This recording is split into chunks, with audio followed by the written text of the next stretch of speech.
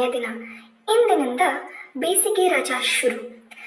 ಕೊನೆಯ ದಿನವಾದರೂ ಇವತ್ತು ಪಾಠ ಮಾಡುತ್ತಿದ್ದರೆ ಎಂದು ಗುಡ್ಡು ತೂಕಡಿಸುತ್ತಿದ್ದ.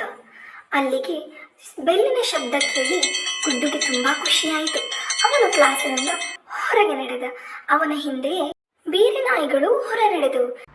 ದಾರಿಯಲ್ಲಿ ಸಿಕ್ಕಿ, ಪುಲ್ಲಿ, ಟಾಡು, ಅವರ ಗೆಳೆಯ ಸ್ನೂಪಿ ತಾನು ಅಜ್ಜಿ ಮನೆಗೆ ಹೋಗುತ್ತಿದ್ದೇನೆ ಎಂದು ಹೇಳಿದ.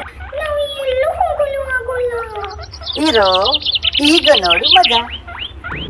ಮೊದಲು ಪಾರ್ಟಿ ಹೋಗೋಣ, ನಂತರ ಚೆನ್ನಾಗಿ ತಿನ್ನೋಣ, ನಂತರ ನಾವು ಅಜ್ಜಿ ಮನೆಗೆ ಹೋಗೋಣ ಎಂದು ತನ್ನ ಉಪಾಯವನ್ನು ಸಿಕ್ಕಿ ಬಾಕಿಯವರಿಗೆ ತಿಳಿಸಿದ. ಸಿಕ್ಕಿ, ಪುಲ್ಲಿ, ಗುಡ್ಡು, ಟಾಡು ಪಾರ್ಕ್ನಲ್ಲಿ ಕುಳಿತಿದ್ದಾಗ ಅವರಿಗೆ ಫೋಟೋ ತೆಗೆಯೋಣ ಮಗಳೇ ಎಂದು ಹೇಳಿ ಪುಲ್ಲಿ ಅವರ ಫೋಟೋಗಳನ್ನು ತೆಗೆಯಲು ತೊಡಗಿದ.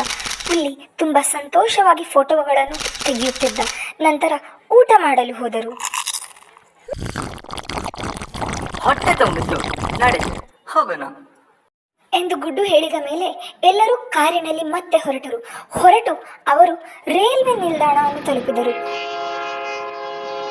ಇದರ ನಡುವೆ ಸಿಕ್ಕಿ ಗಡಿಬಿಡಿಯಿಂದ ಸೀದಾ ಹೋಗಿ ಟ್ರೈನ್ನಲ್ಲಿ ಕುಳಿತುಬಿಟ್ಟ.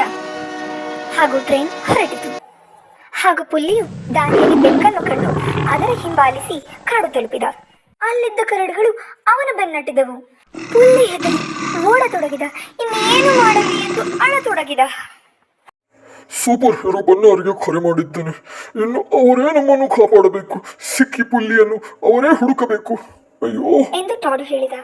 ಆಗ ಅಲ್ಲಿ ಸೂಪರ್ ಹೀರೋ ಬನ್ನವರಿಗೆ ನಡೆದ ವಿಷಯ ತಿಳಿಯಿತು. ಅವರು ತಕ್ಷಣವೇ ಹೊರಟರು. ಅವರು ಗುಡ್ಡು ಹಾಗೂ ಟಾಡುಗೆ ಆಶ್ವಾಸನೆ ನೀಡಿದರು. ನಮ್ಮ ಸೂಪರ್ ಹೀರೋ ಬನ್ನ ಮಿಂಚಿನ ವೇಗದಲ್ಲಿ ಹೋಗಿ ಪುಲ್ಲಿಯನ್ನು ಹುಡುಕಿಯೇ ಬಿಟ್ಟರು. ಪುಲ್ಲಿಯ ರಕ್ಷಣೆ ಮಾಡಿ ನಂತರ ಸಿಕ್ಕಿಯನ್ನು ಹುಡುಕಿದರು. ಟ್ರೈನಲ್ಲಿದ್ದ ಸಿಕ್ಕಿಯನ್ನು ಕಾಪಾಡಿದರು. ಮತ್ತೆ ನಿಮ್ಮನ್ನು ನೋಡಲು ಅಂದ್ಕೊಂಡಿದ್ದೆ ಎಂದ ಗುಡ್ಡು ಗಳಗಳನೆ ಅತ್ತ ಎಂದು ಹೇಳಿ ಸೂಪರ್ ಬನ್ನ ಅಲ್ಲಿಂದ ಹೊರಟರು. ಈಗ ಪ್ರಶ್ನೆ ಸಮಯ. ಆಪತ್ತಿನಲ್ಲಿ ಸೂಪರ್ ಹೀರೋ ಬನ್ನಗೆ ಕಾಲ್ ಮಾಡಿದವರು ಯಾರು?